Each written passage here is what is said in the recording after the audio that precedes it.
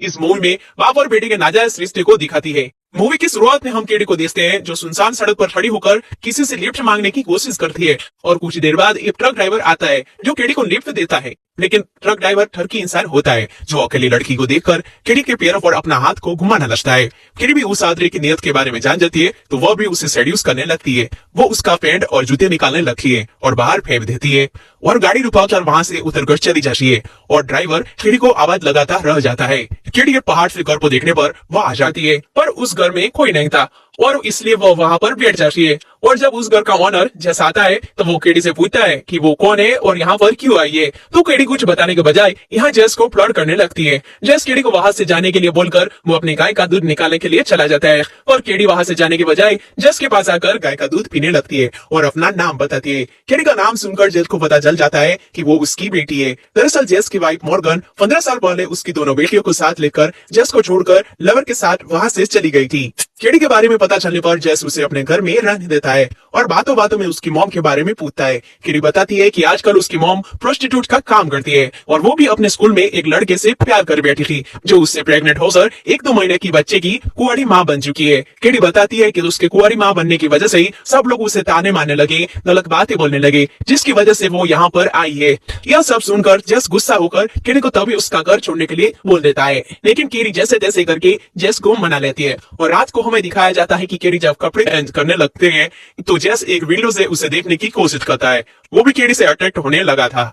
इसके बाद अगले दिन केडी वहीं पास ही के सिल्वर माइन के पास जाती है और कुछ देर बाद जेस वहां आता है तो केडी उसे बोलती है उन दोनों को माइन से बहुत सारा सिल्वर निकालकर अमीर हो जाना चाहिए। और जेस वहां केयर टेकर था तो वो बताता है कि अब माइन में इतना सिल्वर नहीं है, बस अपना पेट फालने के लिए थोड़ा बहुत सिल्वर ढूंढ कर ले आता है।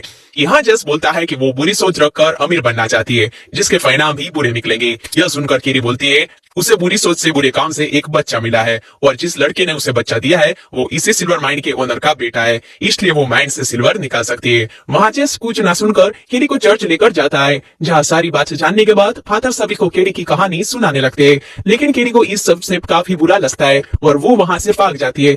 जेस घर पहुंचकर केडी का वेट करता है लेकिन केडी उस दिन घर पर नहीं आती और फिर अगले दिन गाड़ी से केडी को कोई छोड़ने आता है। ये देखने पर जेस उसे पूछता है कि वो कौन था। तब केडी बताती है कि वो उसकी फ्रेंड का भाई था। केडी चर्च वाली बात से नाराज थी तो अंदर जाकर लेट जाती है और जेस को तभी अपनी गलती रियलाइज होती है और केडी को मनाने अंदर जाता है। जिसके बाद ये दोनों इंटीमेट होने ही वाले थे और तभी जेस को यह सब ठीक नहीं लगता और वो दूर हो जाता है।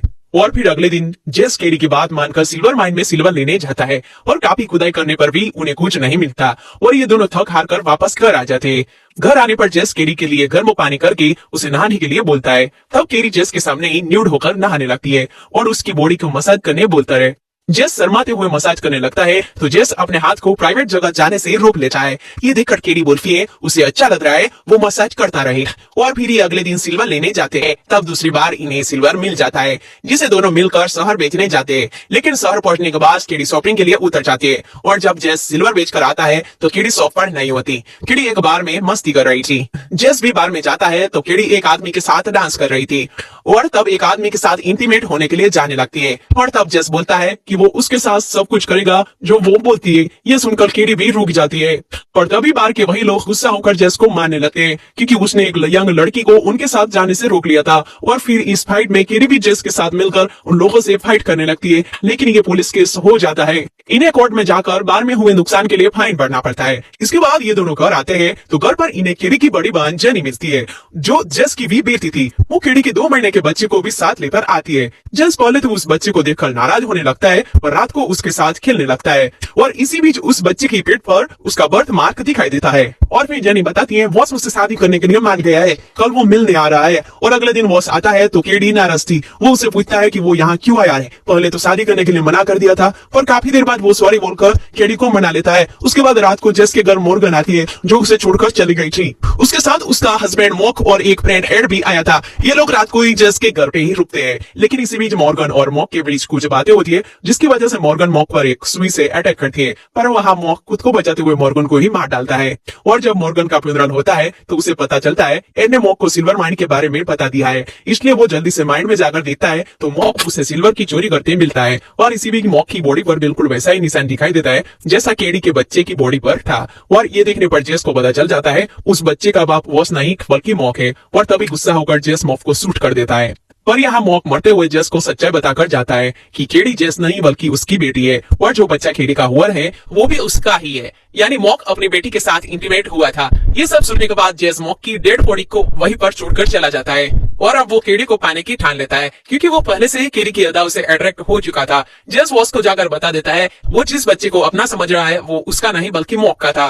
केडी अपने ही डेड के साथ इंटीमेट हुई थी। ये सब सुनने के बाद वॉस उसे मिलने को बोलता है और जेस उसे केडी से मिलकर बातचीत करने से रोकता है और फिर हमें दिखाया जाता है कि केडी शादी का ड्रेस पहनकर वॉस का इंतजार कर रही थी पर वॉस नहीं आता। तब जेस केडी के साथ बैठकर बातें करने लगता है और उसके पैरों को गलत तरीके से सहलाते हुए माइन में जाकर सिल्वर निकालकर अमीर बनने को बोलता है। केडी भी इसके लिए मान जाती है और फिर अगले दिन ये माइंड में जाते हैं तो केडी गिर जाती है। जस उसे उठाने लगता है तो ये दोनों वही इंटीमेट हो जाते हैं, लेकिन यहाँ एड इन्हें ये सब करते देख लेता है जिसके बाद वो पुलिस को बता देता है और फिर पुलिस आकर केडी और जस को अरेस्ट कर लेते हैं क्योंकि उन्होंने इंटीमेट होकर बाप और बेटी के रिश्ते को बदनाम कर दिया था। इसके बाद केडी और जस को उनके इस कांड के लिए कोर्ट में दिखाया जाता है। जज उन्हें 10 साल की सजा सुनाने वाला था। तब जस को सच्चाई बतानी पड़ती है कि केडी उसकी नहीं बल्कि मॉक की बेटी है और जो बच्चा उसके पास है वो भी मॉक का है। जस बच्चे की बॉडी पर बर्थ मार्क दिखाता है जो मॉक और एड की बॉडी पर था क्योंकि एड भी मॉक का पाई था। एड की बॉडी पर वो निशान देखने पर सबको यकीन हो जाता है और उन्हें छोड़ दिया जाता है। लेकिन इस सब के बाद केडी जस को बोलती है वो उसे उस तरह से प्यार नहीं करती जिस तरह से वो वॉस से करती है। वॉस के साथ ही उसका फ्यूचर है और वो वॉस के साथ गाड़ी में बैठकर चली जाती है। जस भी अपनी गाड़ी से जाने लगता है तो हमें एड को उसका पीछा करते हुए दिखाया जाता है।